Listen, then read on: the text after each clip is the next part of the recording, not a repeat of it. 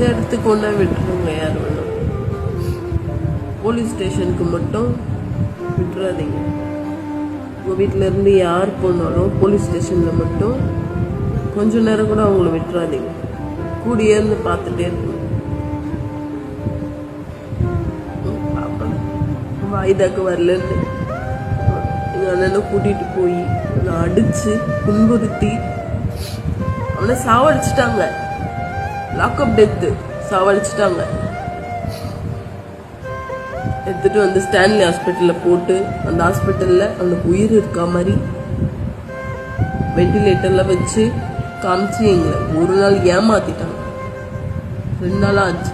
அடுத்த நாளே இல்லை டயாலிசிஸ், அவங்களுக்கு வயிற்றில் பிரச்சனை இருக்குது, டயாலிசிஸ் பண்ணால் கொஞ்சம் பரவாயில்லையாகும்.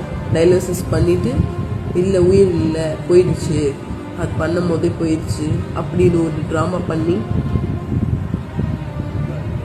போயிட்டான். இந்த ஹாஸ்பிட்டலில் போலீஸ் எப்படி இருந்தாங்கன்னு பாருங்க. இந்த மாஸ்க் அவுக்கவே இல்லை. அவங்க மாஸ்க்கு போட்டுட்டே தெரியுறாங்க. உண்மையா நீ எதுவும் பண்ணலன்னா நீ ஏன் மறைக்கிறீங்க மூஞ்ச?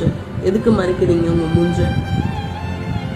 நான் தப்பு பண்ணா இது சொல்றதுனாலையும் என்ன பண்றதுனாலையும் போராட்டம் பண்றதுனால எங்க அண்ணன் உசுறு வந்துருமா போனது.